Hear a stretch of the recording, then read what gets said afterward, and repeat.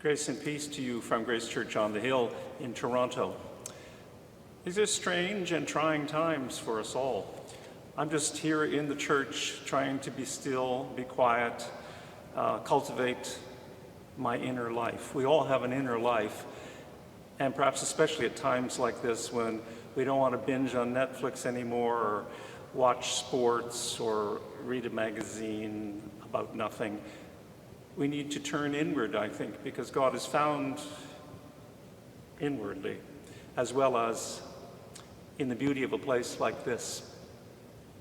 So it's a time to cultivate our inner resources and to feed and stimulate and nurture our inner life. One thing I've found myself doing in recent months is revisiting poetry, turning to familiar authors, the friendship I've enjoyed with them through the years, and letting them speak to me again. And some of the greatest, of course, are Christians. We forget that three of the greatest poets of the English world of the past century were Christians. Now, that doesn't make sense, does it? T.S. Eliot, of course, the great Nobel Prize-winning poet, dramatist, literary critic, author, editor, and critic of society, of course. And his younger friend, W.H. Auden, a very serious and devout Christian. And we forget also that rather hidden priest-poet of Wales, R.S. Thomas, who died in the year 2000. So the whole 20th century has been nurtured, I think, by the poetry in the English world, certainly by wonderful Christian artists. What I hope to do is just share with you a bit of my sense of who this man T.S. Eliot was, his life, his poetry. But this isn't a graduate seminar in English literature, and I'm not a literary scholar. I'm just a priest, a Christian looking to other Christians for sustenance in this pilgrimage we're in. And then as we approach this season of All Saints, we look to those who have walked this journey before us, and we ask them, how did they do this? We're beggars asking for bread on the journey. So I've been returning to the poetry and the life, which is very enthralling, of T.S. Eliot. A man who was born in 1888 in St. Louis, Missouri, of all places, and ended his life in London, England, where he spent most of his adult life in 1965. So his life spans 2/3 of the 20th century. It's in living memory, and what he speaks about, even the things he spoke about 100 years ago in the 1920s, speak to us today. What do we say about poetry? We don't read it. What do we say about the Bible? We don't just read it, it reads us. And the same thing with great poetry. It reads us. It knows us. It speaks to us. And that's, for me, the appeal of Eliot's poetry. I want to just remind you that you probably know a lot more about T.S. Eliot than you might think. For instance, we picture him as a rather sober, solemn, proper American-turned Anglophile, British citizen with his brawly and his bowler, but actually he had a tremendous sense of fun. He was a comic in many ways. His friend Ezra Pound called him Possum. Possums play dead. They don't move, but inside there's a lot of life going on.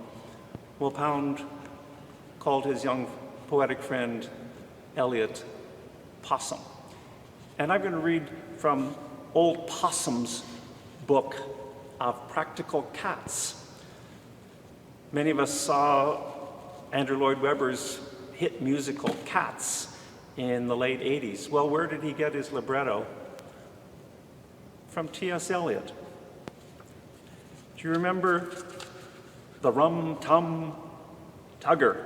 The rum-tum-tugger is a curious cat. If you offer him pheasant, he would rather have grouse. If you put him in a house, he would much prefer a flat. If you put him in a flat, then he'd rather have a house. If you set him on a mouse, then he only wants a rat. If you set him on a rat, then he'd rather chase a mouse.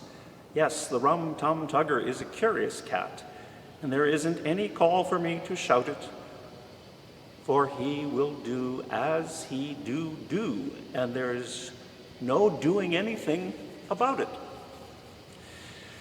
How about Macavity, the mystery cat? Macavity's a mystery cat. He's called the hidden paw, for he's the master criminal who can defy the law. He's the bafflement of Scotland Yard, the flying squad's despair. For when they reach the scene of crime, Macavity's not there.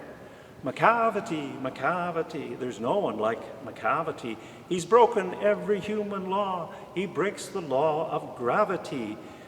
His powers of levitation could make a fakir stare, and when you reach the scene of crime, Macavity's not there. You may seek him in the basement. You may look up in the air. But I tell you once and once again, Macavity's not there. He had a sense of humor, a sense of the comical. This stayed Missouri Unitarian. Well, you know more about T.S. Eliot than you might think. How about the opening of his great poem that made his reputation, The Wasteland? Wrote it just after the First World War. April is the cruelest month, breeding lilacs out of the dead land. April is the cruelest month. It's a very famous start. And The Wasteland speaks very much, I think, to issues of our own day. It was written, of course, in the aftermath, the collapse of Western civilization that resulted from the First World War, with 50 million people dead. The collapse of European civilization in France and Germany and England. The whole decline of a culture, the void, the desolation, the emptiness, the wasteland. Can that poem speak to us today in a world of declining empires, rising empires, competing ideologies, the loss of the democratic, demagogues here and there, fake news? You know the landscape as well as I do. The Wasteland is a symbolic modernist poem, a collage of fragments of this and that, and that's perhaps what most epitomizes Eliot's poetry. Fragments of this and that, pieces. You know, the way Picasso deconstructed, let's say, a guitar, or deconstructed the female form, bits and pieces here and there. Eliot deconstructs his poetry. And of course, he, along with James Joyce, are friends in this modernist project, putting together this collage, this juxtaposition of jagged parts. And what Eliot does, he's a poet of enormous erudition, is draw from the Italian quotes, German quotes, French quotes, Latin quotes, Sanskrit quotes, Hindu scriptures, Buddhist scriptures, ancient Greek. It's just an astonishing collage. And of course, it's a poem that needs footnotes just for us to try and make sense of it. But that was his first huge breakthrough to make his reputation as a young man. It's a kind of Jeremiah-like indictment of the emptiness, the shallowness, the void, the collapse, the wilderness aftermath of this Western culture. It's a vitriolic rebuke to the shallowness, the vulgarity, the distaste he feels about the moral shambles that post-war Europe finds itself in, the sterility of this culture. He sees it in many ways, and we see it later in his poetry, in need of a refining, purifying fire. Well, how about the love song of J. Alfred Prufrock? Prime Minister Pierre Trudeau used to quote it. It's a 1917 poem. The war is still going on. And this is written by a young man, really about an old man. Let us go then, you and I, when the evening is spread out against the sky, like a patient etherized upon the table.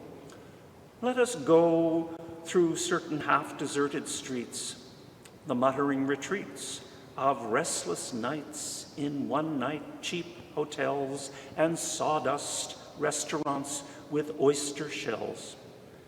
Streets that follow like a tedious argument of insidious intent to lead you to an overwhelming question. Oh, do not ask, what is it? Let us go and make our visit. In the room, the women come and go, talking of Michelangelo. What does that mean? Cheap restaurants, sawdust, oyster shells. Let us go make a visit. Women talking about Michelangelo? This is a new form of poetry. And what does it mean? It means what it means. We read it, but it reads us. It evokes some response in us. That is its meaning. Can't you hear the older Prime Minister, Pierre Trudeau?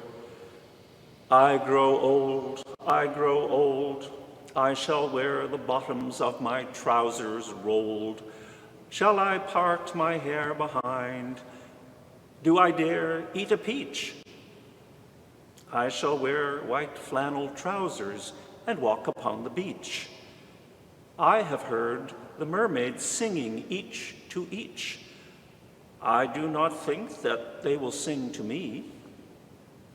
I have seen them riding seaward on the waves, combing the white hair of the waves blown back when the wind blows the water white and black.